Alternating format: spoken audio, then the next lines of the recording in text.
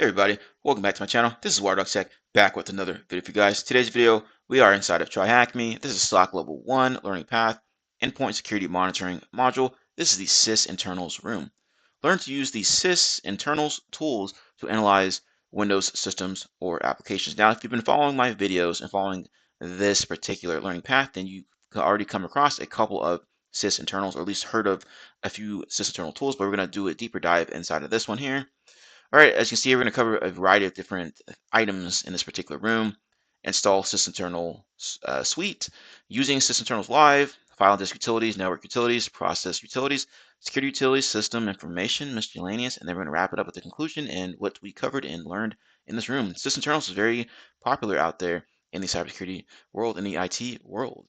Now, before we dive into it, be sure to hit that like button, subscribe to the channel, and then comment below on your thoughts and opinions on the video once you've watched it all the way through. Let's go ahead and dive into it.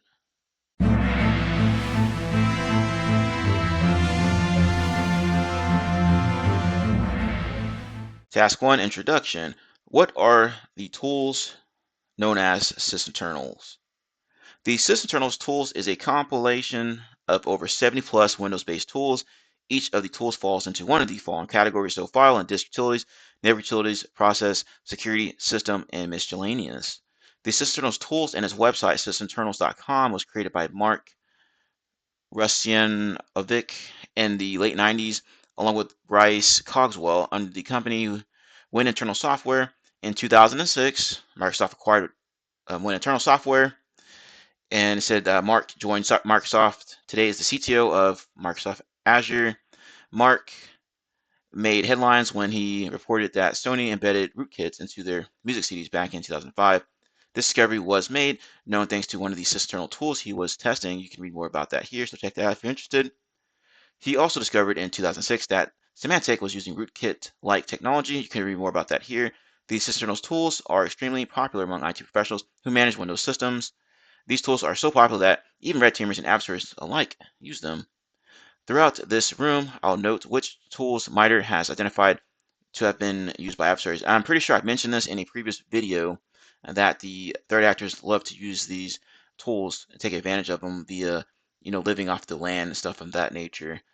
The goal of this room is to introduce you to a handful of Sysinternal tools with the hopes that you will expand on this knowledge with your own research and curiosity. And that's with any type of room we go into. Topic we cover, if it's just covering the surface area, you should do your own research and your own, lab work or whatever, and try to dive deeper into that particular area of interest. All right, it's all about improving your skill set. Hopefully, you can add Sysinternals to your toolkit, as many have already done. If you want access to the virtual machine, remote desktop, here's how to do that here with these credentials. I'm just going to use a split screen or split view over here. Accept certificate when prompted, etc., etc. All right, question time. When did Microsoft acquire Sysinternals tools? Well, we know that was in 2006. If we read it up above, I deployed the attached virtual machine. Okay, so we're done with that. Okay, and task number 2, install Sysinternals Suite. Time to get our hands dirty with Sysinternals. The Sysinternal tools can be downloaded and run from the local system, or the tools can be run from the web. Machines started via Start Machine do not have internet access, but you can practice this task on your own system. So if you want to do that, you can do that on your own system here. I do it on my machine right now. Maybe I'll do it in a different video in one of my lab VMs or something. So if you wish to download a tool or two, but not the entire suite, you can navigate to Sysinternals Utilities page, which is this location here, and download the tools. If you don't know which tool to download, then then this is fine. The tools are listed in the alphabetical order and or not separated by categories. So if you navigate there, you should see something similar to this here. So you get the whole suite of tools, and it comes in a nice fancy zip folder for your benefit. Alternatively, you can use the categories links to find and download tools. This route is better since there are so many tools. You can focus on all the tools of interest instead of the entire index. For example, let's say you need tools to inspect Windows processes. Then you navigate to the processes utilities page, which is this here, for all the tools that fall in this category. So yeah, pretty much self-explanatory. You want to download them all, then do that first option. If you want to download individual tools based off your use case, then you would go to this process here of selecting different categories, and then it has a list of tools in regards to whatever category that you're looking at, right? So pretty straightforward. Notice that you are conveniently supplied with a brief explanation of each tool. Lastly, you can do the same for Sysinternals Live URL, which is this URL here. This is the same URL to use if you wish to run the tool from the web. We will look at how to accomplish this in the next section. If you chose to download from this page, it is similar to the Sysinternals Utilities Index page. The tools are listed in alphabetical order and are not separated by categories. And here's an image of what that looks like here. Now, I've never done it this way. I've always gone through like the main website and just downloaded the entire suite or individual tools based off use case. If you wish to download the Sysinternals Suite, you can download the zip file here. The suite has a select number of Sysinternal tools. See below for a rundown of the tools included in the suite. You can see there's a plethora of tools here. Okay, either download them all and get that fancy little zip file, or you can download individual ones, which we just covered earlier. After you download the zip file, you need to extract the files. After the files are extracted, the extra step, which is by choice, is to add the folder path to the environment variables. By doing so, you can launch the tools via the command line without navigating to the directory the tools reside in. So it already has it downloaded here, okay? Right, it's in that fancy little zip file. If you take a look at it, you should see all the kinds of tools in there. So they download the entire suite, and there's a ton of tools in here that can be of use. Okay, and let's see, your environmental variables can be edited from system properties. The system properties can be launched via command line using sysdm.cpl. Click on the advanced tab. So if you want to mess around with this, you can do it via the command line. Open up this system properties and then start making your edits there. Select path and under system variables and select edit. So that's how you do that, like this. Okay. And next screen, select new and enter the folder path where Sysinternals Suite was extracted. Press OK to confirm the changes. Okay. Open a new command prompt, elevate it to confirm that Sysinternals Suite can be executed from any location. Interesting. And it says a copy of the Sysinternals Suite is located in C tools sysint. Alternatively, a PowerShell module can download and install all of the Sysinternal tools via this here. So you can use this PowerShell command to do that. If you want to download all of them. Now let's look at how to run Sysinternal tools from the web. What is the last tool listed within the Sysinternal Suite? All right, so if you download it, you should see that last tool listed. So I'm just going to open up this and see what's down there. And we can see this zoom it. Well, actually, zoom it 64 is listed, but they want zoom it in here. All right, so that's going to be our answer there. Task 3, using Sysinternals Live. First, the Sysinternals Suite, Sysinternals Live, is a service that enables you to execute Sysinternal tools directly from the web without hunting for and manually downloading them. Simply enter a tools Sysinternals Live path into Windows Explorer or a command prompt as the following here. Note, machine started in the start machine don't have internet access, but you can practice on your own. So you go ahead and practice on your own machine if you want to. I'm not going to show that on here. Based on the instructions to launch process monitor from the web, syntax will be the following here. So you're going to that main website here, tools, and then procmon.exe, which is a great tool to use. And it fails. To resolve this issue, the web DAV client must be, or web DAV client must be installed and running on the machine. The web DAV protocol is what allows a local machine to access a remote machine running a web DAV share and performs actions in it. So if you run into that issue here, just follow the instructions to fix it. On a Windows 10 client, the web DAV client is installed, but the client is most likely not running. If you try to run a Sysinternals tool, it will fail with a message the network path was not found. So you can see that here, give them an error. Okay, so let's continue on. The service needs to be started before attempting to call any Sysinternal tools in this fashion here. So get service, web client, it says running. Also, network discovery needs to be enabled as well. The setting can be enabled in the Network and Sharing Center. There are a few ways to open Network and Sharing Center. Here's a neat command line to launch it. So if you want to do it via the command line, do it this way here. Click on Change Events, Share Settings, and turn on Network Discovery for your current network profile. Attached VMs, Windows Server 2019 edition. The Web DAV client is not installed by default. The feature to install on Windows Server Web DAV Redirector. This feature can be installed via Server Manager using PowerShell.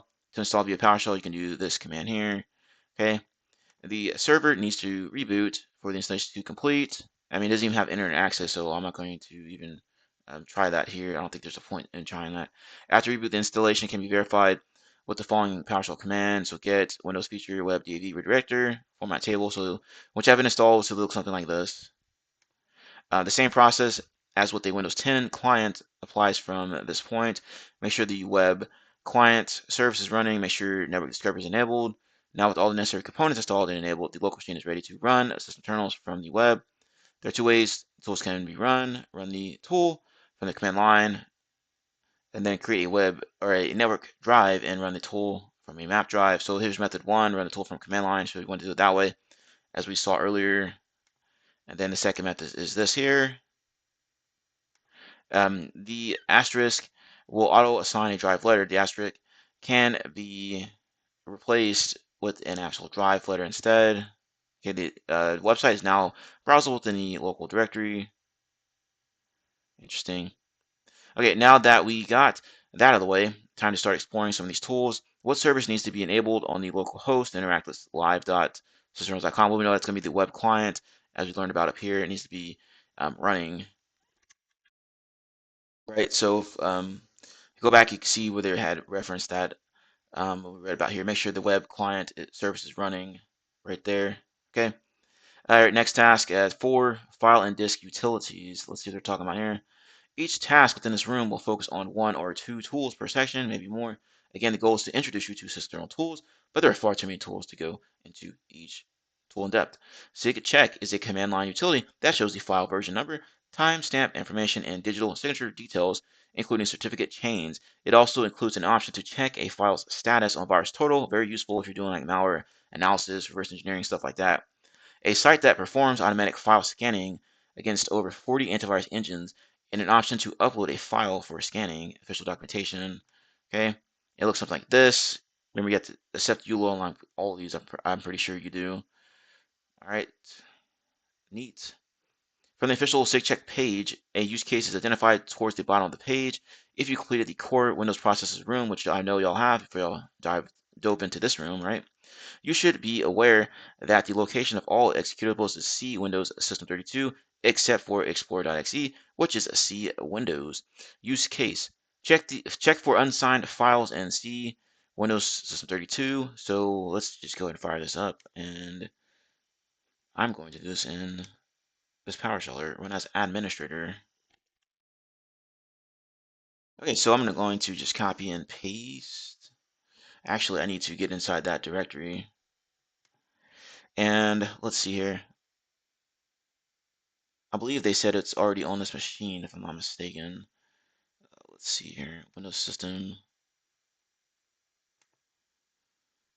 So you see, they're good. Okay. Network locations.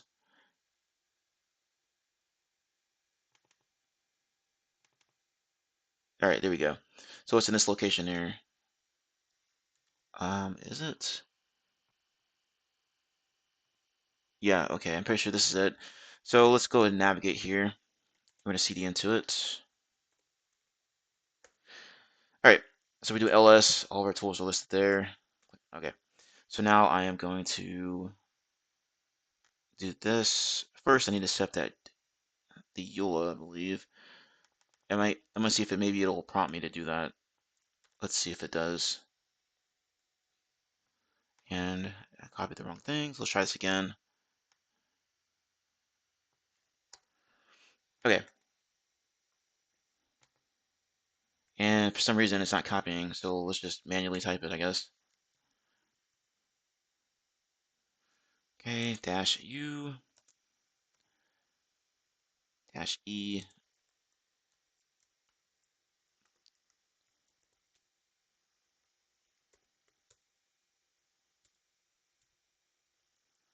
Okay, and then I'm gonna set the EULA. Okay, it wouldn't let me autocomplete that, so I guess I have to type it out. Accept EULA. Okay, it looks like it's good to go there. Looks like it's running. Okay, so let's continue on while it's sitting there running. Parameter usage -u if virus total check is enabled. Show files that are unknown by virus total have 0 or have non-zero detection. Otherwise, show only unsigned files. -e scan executable images regardless of their extension. Note if the results were different, it would warrant an investigation into any listed executable. So this is pretty useful. All right, so let's see here, streams. The NTFS file system provides applications the ability to create alternate data streams of information. By default, all data is stored in a file's main unnamed data stream, but by using the syntax file :stream, you're able to read and write to alternatives. Alternative data streams, also known as ADS, is a file attribute specific to Windows NTFS, which is new technology file system. Every file has at least one data stream, which is $data, and ADS allows files to contain more than one stream of data. Natively, Windows Explorer doesn't display ADS to the user. There are third-party executables that can be used to view this data, but PowerShell gives you the ability to view ADS for files. Malware writers have used ADS to hide data in an endpoint, but not all its uses are malicious. When you download a file from the internet onto an endpoint, there are identifiers written to ADS to identify to identify that it is or it was downloaded from the internet. So if you want to look at streams, here's the example of how it looks. Pulled up the little help menu here. So -s recursive subdirectories -d delete streams, and then -no banner do not display the started banner and copyright the message. Example, a file downloaded from the internet. So if they're using streams on it, see that this $data comes up for it. All right, that's interesting. Since the file has this identifier, additional security measures are added to its properties. Okay, nice. And let's see here. You can read more about streams here. Sdelete is a command line utility that takes a number of options, and in any given use, it allows you to delete one or more files in our directories or to cleanse the free space on a logical disk. As per the official documentation, Sdelete, which is secure delete, implemented DoD 5220.22-M Defense Department of Defense Clearing and Sanitization Protocol. Nice. All right, and it talks about the method here, the white method. Data sanitization method is usually implemented in the following way. Pass 1 writes a 0 and verifies the write. Pass 2 writes a 1 and verifies the write. Pass 3 writes a random character and verifies the write. And here's a source if you want to look at more information regarding that. SLE has been used by adversaries and is associated with MITRE attack techniques, T1485 data destruction, and T1070.004 indicator removal on host file, okay, file deletion. It's MITRE ID S0195. You can review this tool more in depth by visiting the Sysinternals SDelete page. So take a look at this page here if you want to read more about SDelete and its capabilities. Other tools fall under the file and disk utilities category. I encourage you to explore these tools at your own leisure. So if you want to take a look at that, you can do it here through this link. So let's just take a quick look. And you can see all kinds of tools listed here, a plethora of tools to take a look at, and they have a nice little description there. So let's flip back over. Question time. There's a text file on the desktop named file.txt. Using one of the three discussed tools in the task, what is the text within the ADS? So go ahead and try to figure that out. Pause the video. Then once you're done or you get stuck, come back to the video. And there's also a hint here if you get stuck. Okay, and it looks like this just finished. No matching files were found. That took a while to go through. Hey everybody, this is WireDogSec. Just a quick reminder to subscribe to the channel and hit the notification bell. Once you hit the notification bell, be sure to set to all notifications so you know every time I post to the channel, upload a video, all that good stuff. Let's continue to grow our glorious community here. We are in the cyber trenches. We're not just reporting on it. Be sure to check out my channel as well. I have tons of videos that you can see here, over 300 videos ready for you to check out and learn something from. Be sure to review my posts. I'm frequently posting new things to my channel here, including jobs and everything related to that. Also, I have tons of playlists here that you can review, make it more convenient for you. Anyway, happy defending, happy hacking, enjoy the video. Okay, for this particular use case, we know that we can use the streams utility or tool to figure out the answer to this question. So first off, run streams on file.txt, as we can see here. Hit enter. Okay, it's done. After that's done, you'll need to do this colon ADS.txt. All right. So I'm just going to up arrow, and we're going to open up a notepad. All right, and then once that's done, you should get your answer here. I'm hiding in the stream. So let's plug that in.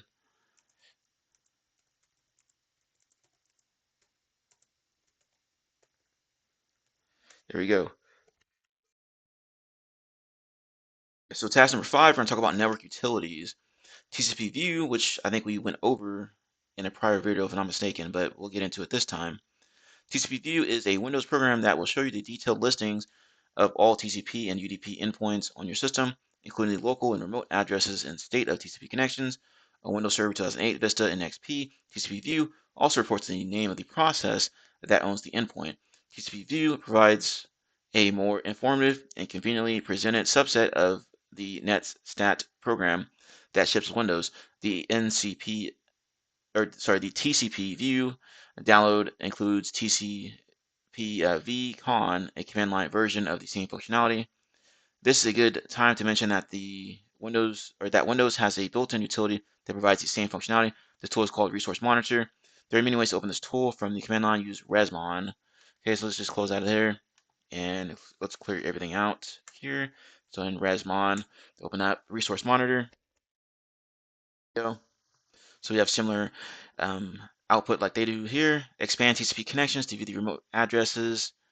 All right, and we can see that here, TCP connections, okay.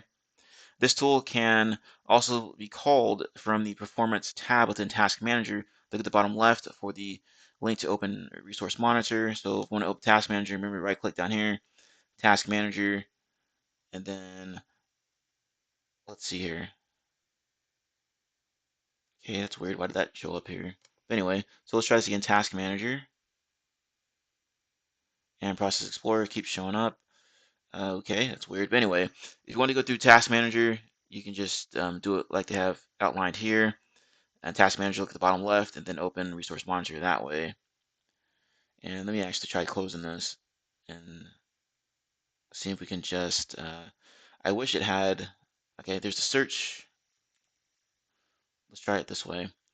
I'm assuming you can just search for it through here as well, but let's just go through Task Managers to show it on here. And all right, well, I'm not sure why that keeps popping up like that, but let's just try the search function in here.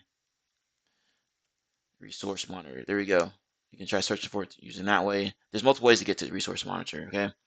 Now back to TCP view, and let's just do this, follow along here. Set fuel again. Okay, there we go. The below image shows the default view for TCP view, which looks like this. All right, let's try to make this a little bit bigger. All right, and we have similar um, things as they have in that screenshot there. So there we go there. We can apply additional filtering by turning off TCP version, v4, v6, UDP v4, v6, which is version, okay, which is this up here, I'm assuming, yes. So you can flip these on and off, okay, depending on what you want to look at here. Pretty neat.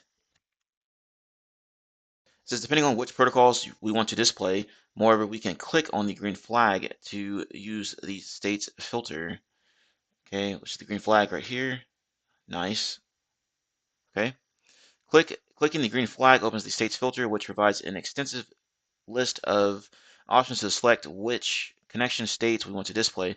Most of the connection states available apply only to TCP connection. UDP being a connectionless protocol cannot filter or cannot offer this flexibility in filtering. All right. The list below shows all TCP version 4 and TCP version 6 connections in any state except in the listen state. For instance, we notice that we have one TCP connection in an established state and another connection in a closed wait state. In the below image, I unselected the listen in the connection states from the states filter and turned off UDP version 4, UDP version 6 from the top toolbar. So they did some filtering here. Nice. Now the output only displays processes with an established outbound connection. Other tools fall under the networking utilities category. I encourage you to explore these tools at your own leisure. So click here and check out those tools if you want to. Time using Whois tools. What is the ISP/organization for the remote address in the screenshots above? All right. So take a look at the screenshot above and then try to find out the information. Then come back to the video. Okay, hopefully you're able to find this. So basically you're going to take this IP address that's listed out here and you're going to plug it into who is cool to get the answer for that, okay? So take this IP here, and I like to use domain tools. So I plugged in this 52.154.170.73 IP, and you can see that it belongs to this Microsoft organization or Microsoft corporation. You can also use another tool here called Abuse IPDB. It's another one of my go-tos, and this one has additional information. It'll say if it's found in the database, if it's been flagged as malicious, etc., etc. And you can also see reports down here. Okay, so it's some more helpful information in regards to that. Let's flip back over here, and let's see. Task number 6, we're going to talk about process utilities, and let's see what they're talking about here. Note, some of these tools require you to run as an administrator, auto runs. This utility, which has the most comprehensive knowledge of auto starting locations of any startup monitor, shows you what programs are configured to run during system boot up or login. And when you start various built-in Windows applications like Internet Explorer, Explorer, and media players, these programs and drivers include ones in your start folder, run once, and other registry keys. Auto runs, reports, explore shells, extensions, toolbars, browser, helper objects, WinLog notifications, auto start services, and much more. Auto runs goes way beyond other auto start utilities. Note this is a good tool to search for any malicious entries created in the local machine to establish persistence, right? Because it's looking for these persistence mechanisms that attackers like to take advantage of. So that's something there that you should add to your note-taking gear. So to launch auto runs, just type in auto runs, right? Because you're going to be using that tool called auto runs. So self-explanatory there. Below is a snapshot of auto runs running the first couple of items from the Everything tab. Normally there are a lot of entries within this tab, so let's just follow along here. I'm opening up my PowerShell prompt here, clear this out, and then auto runs.exe.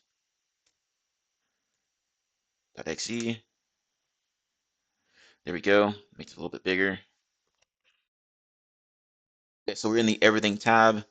Notice all the tabs within the application. Click on each tab to inspect the items associated with each.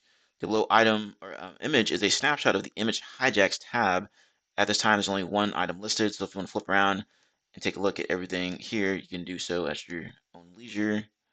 Okay, and see schedule tasks. A lot of different tabs in here that you can make use of in your investigation and such. Okay, so let's go ahead and continue on here. Is this bigger picture of what they're looking at here in this image hijacks? Okay. Proc dump. Proc dump is a command line utility whose primary purpose is monitoring an application for CPU spikes and generating crash dumps during a spike that an administrator or developer can use to determine the cause of the spike. So let's try proc dump. Okay, let's close out of here. It's going a little bit slow, so let's just do it this way. And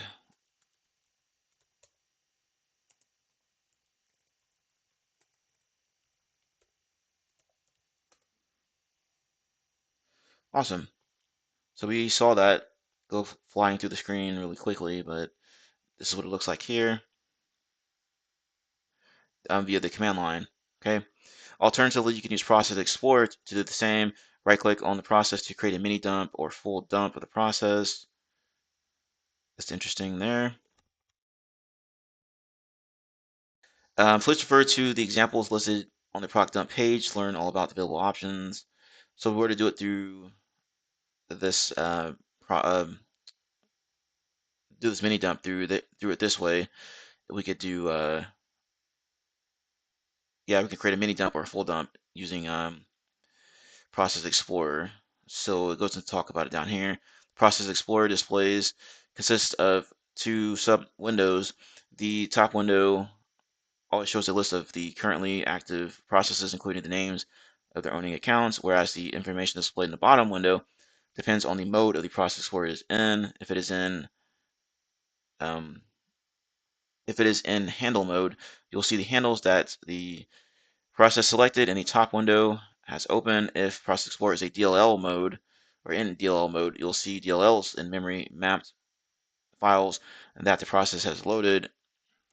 Okay, that's pretty interesting there.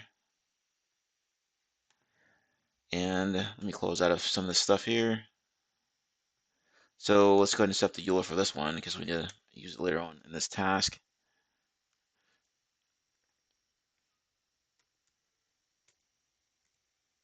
Okay.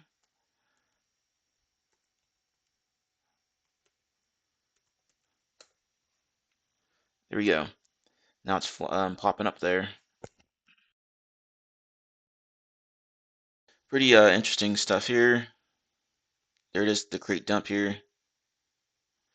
This tool was touched on slightly within the core Windows process room. Process Hacker was intentionally used in that room to broaden your exposure to various tools that essentially perform the same task with subtle differences. Since much of the basic foundational information was discussed in core Windows processes room, Process Explorer will be briefly touched. In the following images, let's look at service host.exe PID 3636 more closely. We have it service host.exe, then the PID 3636. And pull up some more information here.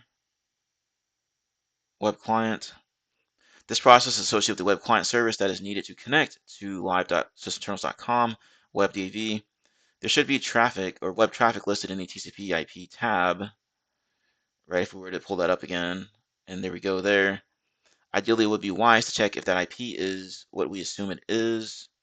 Various online tools can be utilized to verify the authenticity of an IP address. For those documentations, I'll use Talos, Reputation Center, and I just showed you all a couple others that you could use as well. And of course, there's VirusTotal, which everybody knows how to use. Okay, as mentioned in Proc Explorer description, we can see open handles associated with the process within the bottom window, which is down here.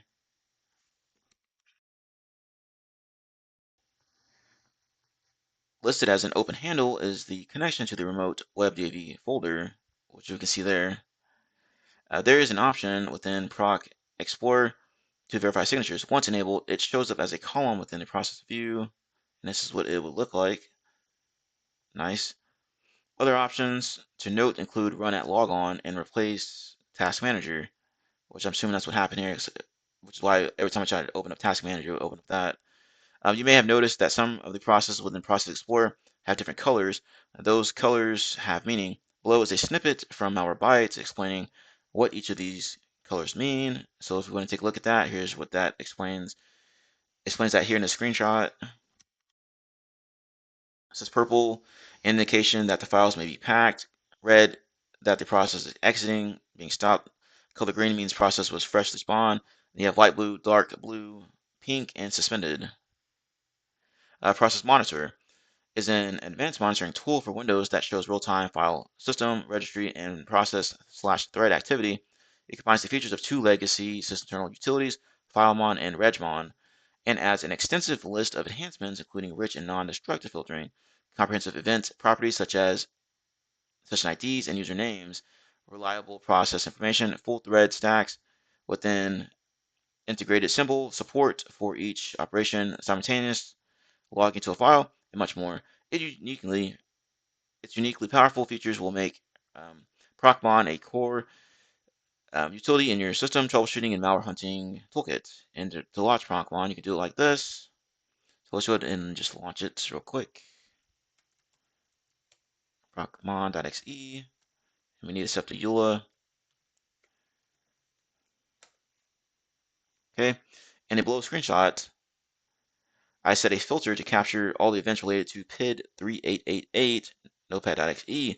You can see some of the file operations that were captured in the file registry path/key. The action occurred on in the operation result. So this is what they did to filter out all this notepad.exe stuff here. Nice. Procmon will capture thousands upon thousands of events occurring within the operating system. The option to capture events can be toggled on and off here. Okay, that's pretty cool. Nice. So let me get out of this filter here. There's the file, capture events. And in this procmon example, the session captured events only for a few seconds. Look at how many events were captured in a short amount of time. So let's just see what it looks like on our end.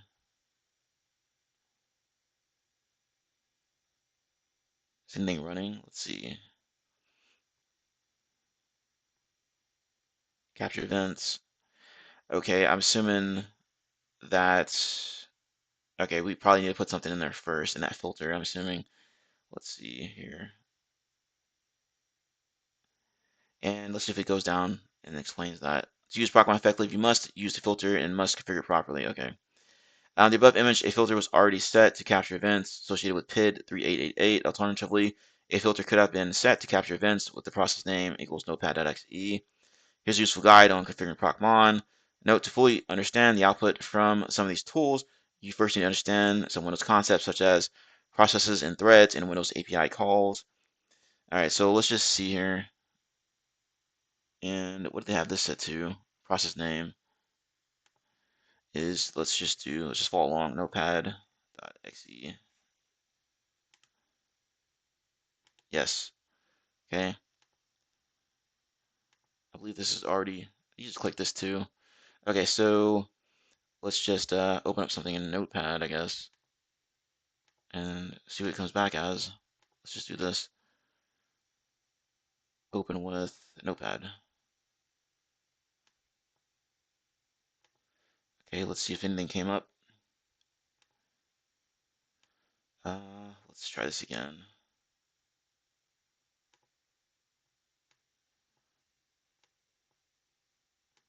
Interesting. Okay. Well, let's just go ahead and continue on here. PSExec. Let me clear this out. I'm wondering if something happened, if it didn't save. Yeah, it already has stuff saved in here.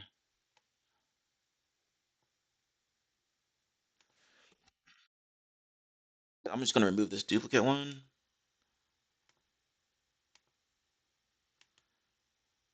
And let's see here.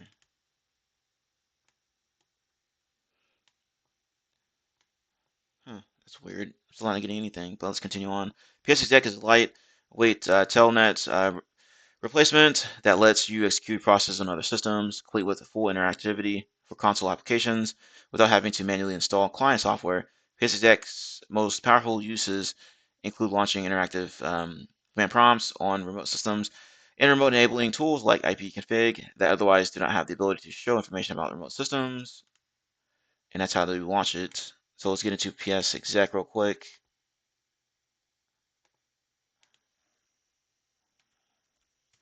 And this is a well-known tool that administrators like to use for legitimate purposes, but attackers like to abuse this tool as well to move laterally throughout your environment. Okay. PSExec is another tool that is utilized by adversaries. This tool is associated with MITRE techniques T1570 lateral tool transfer, as I just said, and T1021.002 remote services SMB / Windows admin shares, and T1569.002 system services service execution. Its MITRE ID is S0029. You can review this tool more in depth by visiting Sysinternals PSExec page.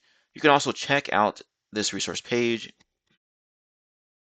Do some digging on these and see how adversaries are actually using PSExec or have used PSExec to move laterally throughout the victim's environment. Other tools fall under the process utilities category. I encourage you to explore these tools at your own leisure. So once again, check that out if you're interested. And we have questions down here once again. Pause the video, try to answer this question yourself, and then come back to the video and we will continue on. Let's check out these questions. Run auto runs and inspect. What are the new entries in the image hijacks tab compared to the screenshots above? What entry was updated? Remember, to get to auto runs, we just type in autoruns.exe and it should pull that up. Now you do need to wait a few seconds because if you just open this up immediately, it'll be blank. But if you wait a few seconds, it'll start populating. Now, if you scroll back up to that image where it referenced auto runs earlier in this particular task here, we can see what they're talking about. Okay, image hijacks. We're in image hijacks. Okay, and we take a look here. You see that it mentions this Internet Explorer stuff here, IE Explorer, and the other one that's in here is going to be this task manager.exe. So that's going to be our answer there. So remember to wait a little bit so it can populate with information in there. I thought it was broken or something until I waited a few minutes and then I finally started seeing data inside of here. What is the updated value? And let's see here, the updated value. Okay, I'm assuming this is what they're looking for here, this image path. And let's go ahead and type this in.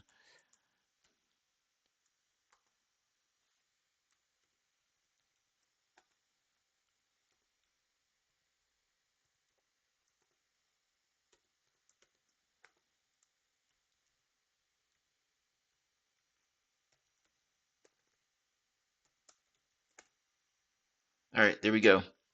Task number 7, security utilities. Sysmon, awesome. The great tool you'll probably come across in your career. System Monitor, Sysmon for short, is a Windows system service and device driver that once installed in a system remains resident across system reboots to monitor and log system activity to the Windows event log. It provides detailed information about process, creations, network connections, and changes to the file creation time by collecting the events it generates using Windows Event Collection or SIM agents and subsequently analyzing them. You can identify malicious or anomalous activity and understand how intruders and malware operate on your network. Sysmon is a comprehensive tool and it can't be summarized in just one section.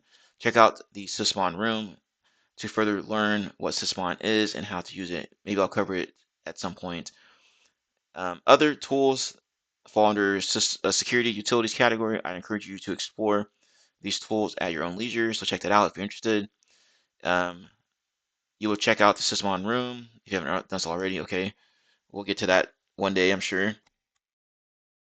Check out and dig deeper into Sysmon. Do some research on how Sysmon can be deployed in an environment to detect evil in your environment. It's a great tool. Task number 8, system information. WinObj. WinObj is a 32-bit Windows NT program that uses the native Windows NT API to access and display information on the NT object manager's namespace. To showcase this tool, let's look into the concept of session 0 and session 1 that was mentioned in the core Windows processes room. And let me exit out of this real quick. Also, let's see here. Sysmon. If you want to just look at it and watch it, this is what it would look like, okay? But anyway, let's get back to what we just left off here. Remember that session 0 is the OS session and session 1 is the user session. Also recall that there will be at least 2 CSR ss.exe processes running, one for each session. Note, session 1 will be for first user logged into the system, launch WinObj. Okay, so let's do that. Clear all this stuff out. Okay, well, that was too much information there. We'll just manually type it here, like so. Set EULA.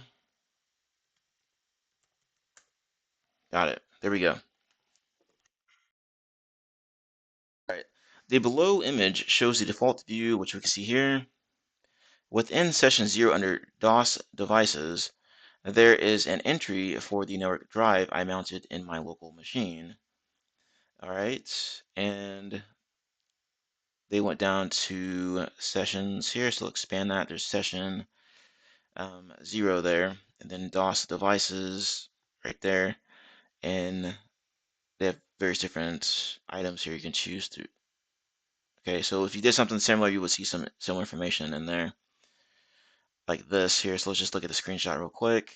Symbolic link, live.sysinternaltools.com, tools. Okay, pretty cool.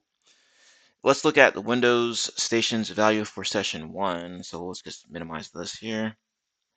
Windows stations, which is under Windows stations. Okay, we have 1 in here. Let's compare this information with Process Explorer. The below image is for csrss.exe, which was launched along with WinLogon.exe by sms.exe. Nice. So we can see similar information. I'm assuming is where they're getting at here. Cannot open this type, but we can see that inside of there. Okay, this is high level exposure for this tool. Other tools fall under the category system information category. I encourage you to explore these tools at your own leisure. So once again, here's a link to that if you want to explore further. All right, so let's see here. I'm just going to take a quick look at this real quick. They're looking at Process Explorer. Yes, okay. And I'm just going to arrange this here.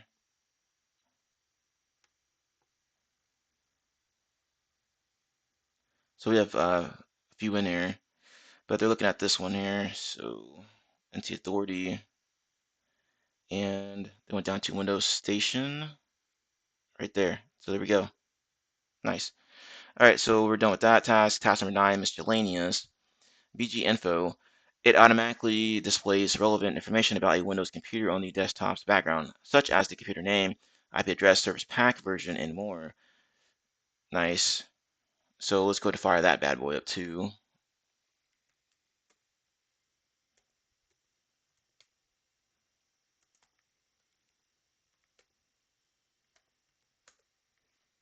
All right.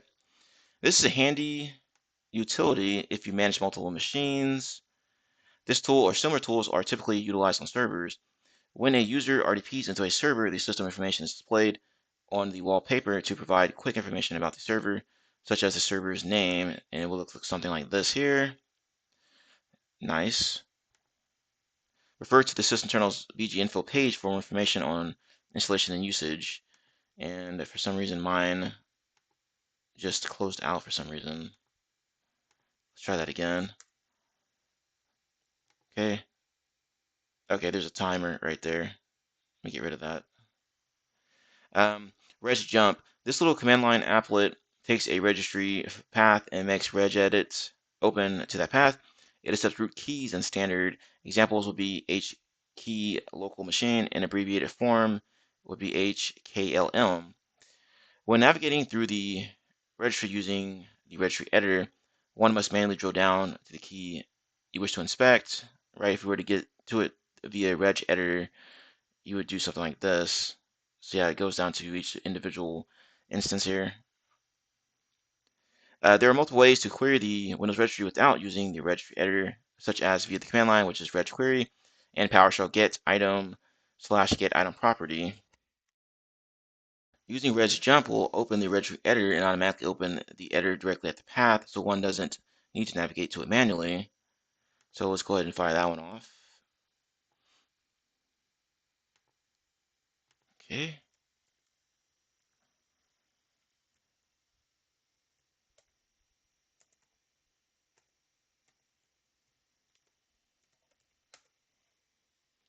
Awesome. All right. And let's see, they're looking at, okay, they're looking at that web client one, and it jumped right to it like that. So if you were to look at something inside a registry editor, you just plug it in here. Let's see here. If we can just open that up real quick, show it for an example. There we go, reg edits. What's up here? Okay, it automatically did it. Sweet. So let's just control hit. Okay, well, let me copy all that. So let's try it this way. And this is already accepted EULA. They did the, okay, they didn't even use the -C in there. I'll copy from clipboard. Okay. So let's follow along here.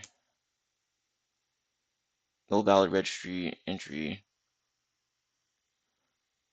Really, I was just in there. So let's try it again.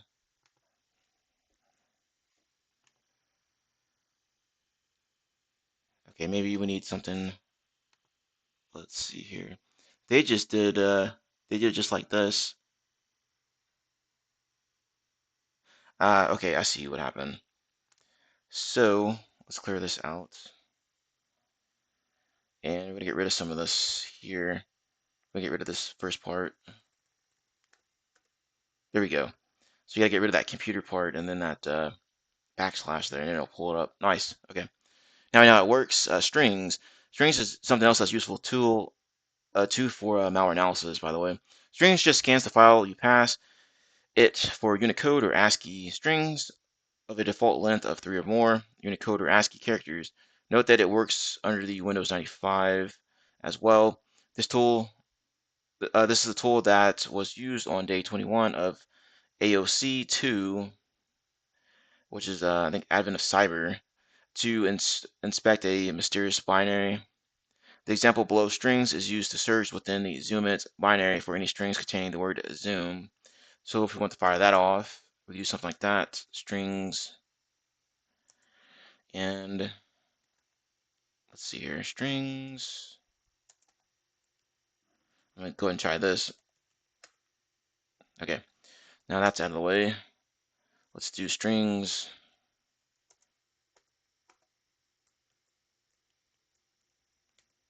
zoomit.exe.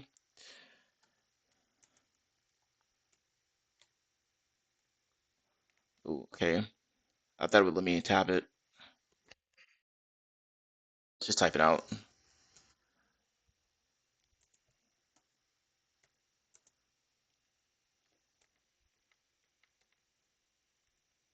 Zoom and then star. Okay. Nice, okay. Very interesting there. Other tools fall under the miscellaneous category. I encourage you to explore these tools at your own leisure. Once again, there's a link to that. And here's a question here. Run these strings tool on zoomit.exe. What is the full path to the .pbb file? Yeah, a PDB file. So go ahead and pause the video and try to answer that yourself, then come back, and then we'll walk through it together, then we'll wrap it up. Okay, hopefully you're able to figure it out. If not, we're going to step through it together. So run the strings tool on zoomit.exe. What is the full path to the .pdb file? In order to do that, here's strings, and then we're firing it off on the zoomit.exe file, piping that into find string /I, and then we're looking for this .pdb. So enter, and it'll find that information here. So this is what we need here. C agent, work, etc., etc., etc. So plug that as your answer. Then also, if you're using PowerShell, the equivalent of find string would be the select string, and then you just basically do it the same way. So if you're using select string, same results, as you see there. Awesome. So let's wrap it up here. Task number 10, conclusion. When you read the Sysinternals documentation, it might hint these tools are for troubleshooting purposes only, but that's not entirely the case. You should know or be familiar with the Sysinternal tools, whether you're a desktop engineer, systems analyst, or security engineer. Real world scenario, as a security engineer, I had to work with vendors to troubleshoot why an agent wasn't responding on an endpoint. The tools used were Proc Explorer, Proc Monitor, and Proc Dump. Proc Explorer to inspect the agent process, its properties, and associated threads and handles. Procmon to investigate if there was any indicators on why the agent was not operating as it should. Proc Dump create a dump of the agent process to send to the vendor for further analysis. And guess what? Asking questions about Sysinternals became part of the interview questions when hiring additional staff. Remember, red teamers and adversaries even use these tools. Below are some additional links to further your knowledge on how to use these tools as a security analyst, security engineer, or even an incident responder. And here's some additional links, additional information. Go ahead and check these out at your own leisure. So note some of the videos/blogs are a bit outdated, but they're still good to review as it showcases how to use these tools extensively. This will build your foundation on the tools covered along with the tools that weren't covered in this room. I'll definitely look into Sysinternals more in depth and add this to my arsenal. So definitely do that. Take notes as you're working through things. And I wanted to just show something real quick. This article that I came across in Discord server, complete guide on how to identify a suspicious process. I'll have this link in the description as well, so you can go through it. It says it's a 19-minute read, so it's pretty lengthy, but it's a lot of good information here, so you can expand your knowledge on looking for malicious activity in your environment. Okay, so definitely check that out for additional information. And I think this was another one here that came across. Um, living off the land stuff here, as I was briefly talking about. This is just one example. There's the Lolbass as well. It talks about living off the land stuff here. Okay, and if I'm mistaken, I think maybe PSExec is in here. No, not in. Okay, not in this one. But there's other living off the land stuff that's referenced inside of here.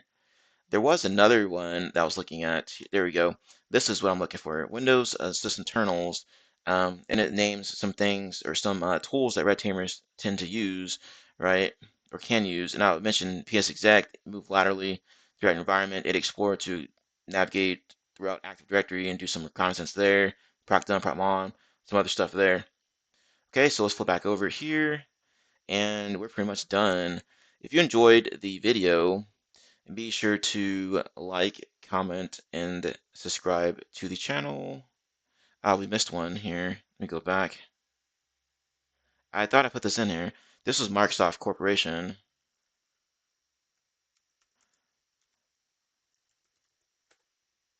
I'm not sure what happened there, but we're done with the room. If you like the room, be sure to like, comment, subscribe to the channel for more items related to cybersecurity. Always for making it through. I appreciate y'all for watching the video all the way through, and I appreciate your continued support. Have a nice day, and I will see you later.